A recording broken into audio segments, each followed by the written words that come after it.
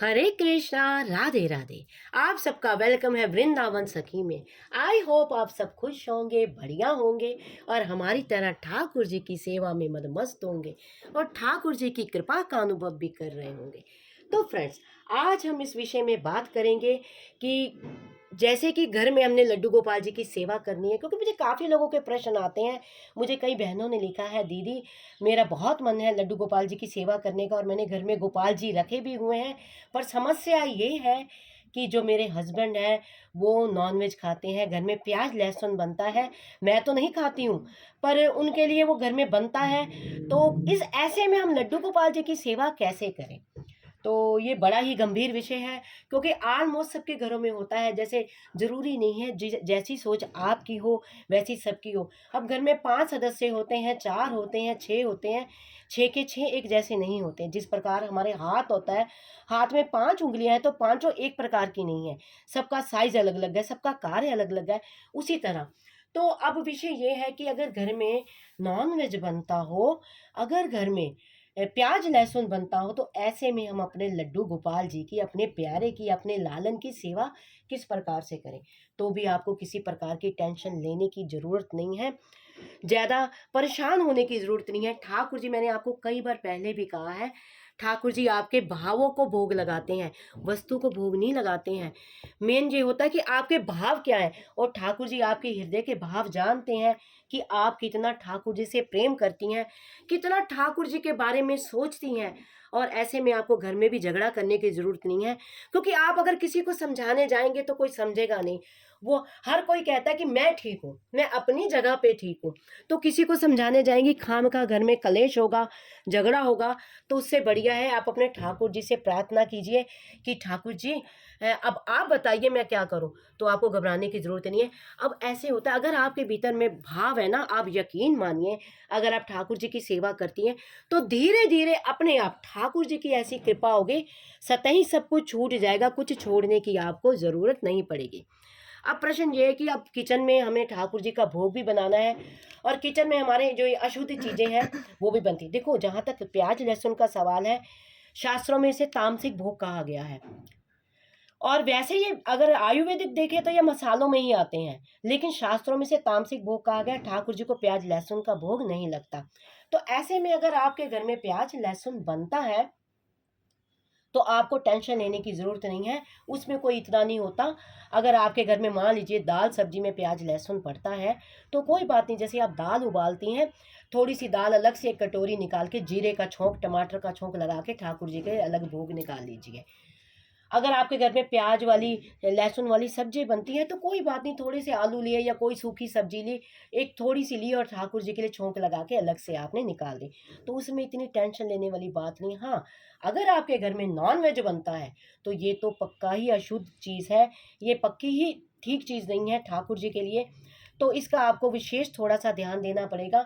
जिस दिन आपके घर में नॉन-वेज बनता है, उस दिन उस चूल्हे पे आप ठाकुर जी का भोग ना बनाएँ। अगर बनाना ही है, तो आपको क्या करना है, पहले आपको पूरा चूल्हे को, और जो आपकी गैस की स्लैब होती है जिस पे चूल्हा रखा हुआ, उसको पूरी तरह साफ करें, स्वच्छ करें। फिर ठाकुर जी का भोग बनाएँ। अगर आप मान लीजिए आपके घर में डेली ही नॉन-वेज बनता है और कोई आपकी सुनता नहीं है, कोई मानता नहीं है, तो भी टेंशन लेने की ज़रूरत नहीं है। यानी बात-बात पे घर में कलेश करने की ज़रूरत नहीं है। आप एक इलेक्ट्रॉनिक चूल्हा आता है, आप जानती होंगे सब, आप उस चूल्हे को ले आइए इलेक्ट्रॉनिक, उस पे ठाकुर जी का भोग बनाइए।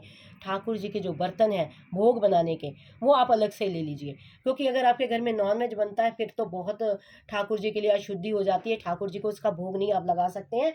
तो आप एक इलेक्ट्रॉनिक चूल्हा ले आइए, उस पे जिसको इंडक्शन चूल्हा भी कहा जाता है, आप जानते ही होंगे, ऑलमोस्ट घरों में होता ही है वो भी। तो वो ले आइए, और ठाकुर जी के भोग बनाने के बर्तन आप अलग ले आइए, और ठाकुर जी को उसी पे थोड़ा-सा भोग बनाया और ठाकुर जी को उस पे दे दिया। और ये तो लाला है, ये प्यार से ही रिझ जाते हैं। मैं बार-बार आपको ये बात कहती हूँ, जो हमारे ठाकुर हैं ना, जो हमारे प्यारे हैं, जो ये श्याम सुंदर हैं, ये आपके भावों का भोग लगाते हैं, ये वस्तु का भोग नहीं लगाते हैं। हाँ, भक्त के हृदय में भाव होते हैं, जो ठाकुर जी से प्रेम करता है, जो कोई इसको पुत्र मानता है, कोई भाई मानता है, कोई सखा मानता है, तो एक अलग-सा भाव हमारा लड्डू गोपाल के प्रति होता है, और प्रेम भी एक अलग-सा होता है। तो इसलिए भक्त के हृदय में भाव होते हैं, मैं अपने ठाकुर के लिए स्वच्छता रखूं, पवित्रता रखूं। और एक बात आपने विशेष ध्यान में रखनी है, ठाकुर जी को जब भोग लगाना है तो भोग, वैसे मैंने भोग के ऊपर बहुत वीडियो बनाए हुए हैं, अलग अलग वीडियो बनाए हुए हैं। अगर आप उन्हें नहीं देखे तो आप मेरे चैनल पे जाके भोग के संबंधित वीडियो काफ़ी हैं, आप वहां जाके देख सकते हैं। ठाकुर जी को तुलसी दल जरूर दें, तुलसी दल भोग में जरूर दें। उससे क्या होता है, किसी प्रकार की भी अशुद्धि नहीं रहती है, हर चीज़ पवित्र हो जाती है। हाँ, लेकिन ये विशेष ध्यान रखना, प्याज लहसुन वाला भोग नहीं आपने लगाना है। अब कई लोग होते हैं, कई लोग बोलते हैं लो प्याज लहसुन भी तो भगवान ने बनाया है, हम तो लगा देते हैं। देखिए, जाने अनजाने में गलती की गई माफ़ हो जाती है, लेकिन जानबूझ के की गई गलती माफ़ नहीं होती है। ठाकुर जी भी जानते हैं, आप अज्ञानी तो हो नहीं, आप अबोध बालक नहीं है।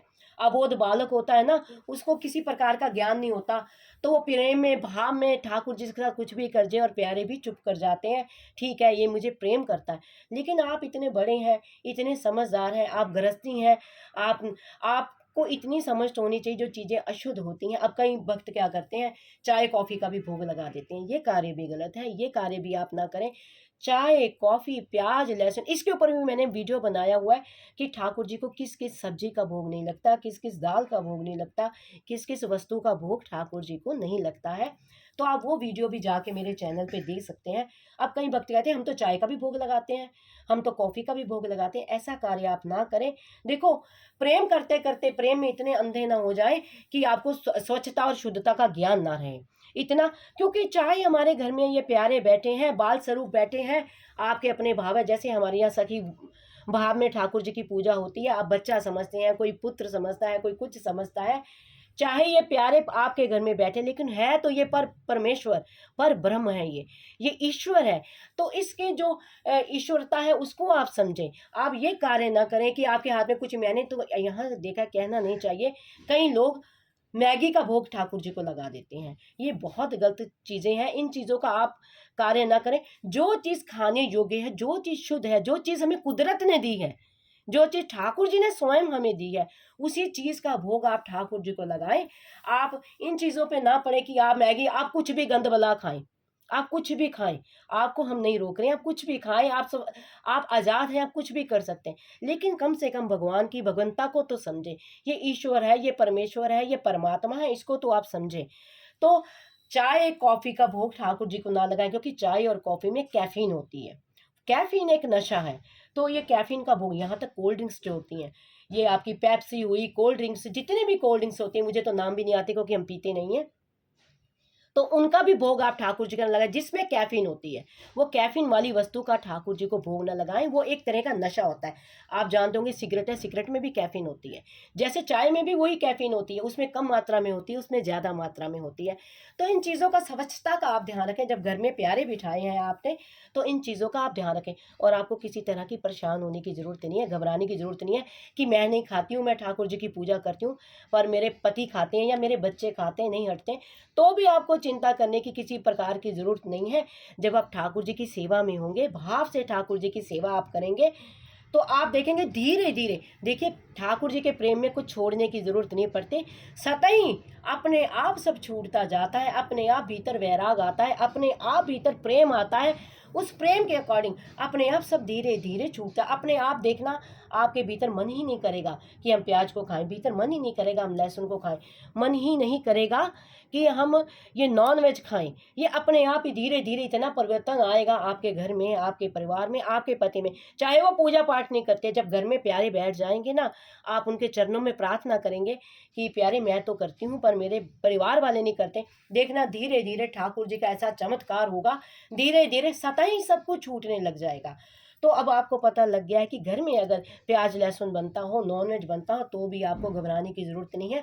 आप अपना कार्य करें, आप अपने काम में लगें। व्यक्ति जब संसार में आता है, जब जीव संसार में आता है, अकेला ही आता है और अकेला ही चला जाता है। साथ जाते हैं तो केवल और केवल उसके कर्म।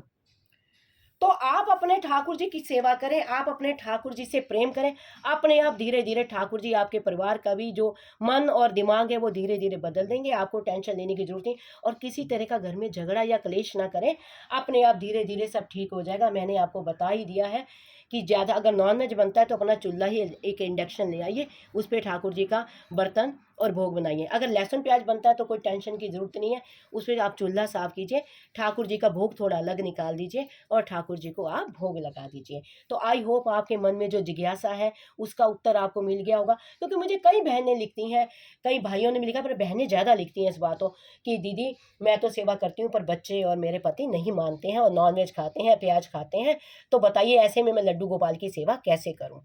तो आई होप आपके प्रश्न का आपको जवाब मिल गया होगा। कोई टेंशन नहीं लेनी है, केवल ठाकुर जी से प्रेम कीजिए, केवल उसके भाव में डूब जाइए, उसके प्रेम के सागर में गोते खाइए, सतही धीरे धीरे सब ठीक हो जाएगा। अगर आपके मन में किसी प्रकार की कोई और जिज्ञासा हो इसको लेके तो मुझे आप कमेंट बॉक्स में लिखिए, मैं सबके प्रश्नों का जवाब देती हूँ। धीरे धीरे थोड़ा समय लगता है, तो आप मुझे लिखिए। जितना मैंने संतों की वाणी से सुना है, जितना मैंने रसिकों के संग में पाया है, जितना इस प्यारे के प्रेम में पाया है, जितना मैंने अध्ययन किया है, उसके अकॉर्डिंग ही मैं आपके प्रश्नों का उत्तर देने का प्रयास करती हूँ।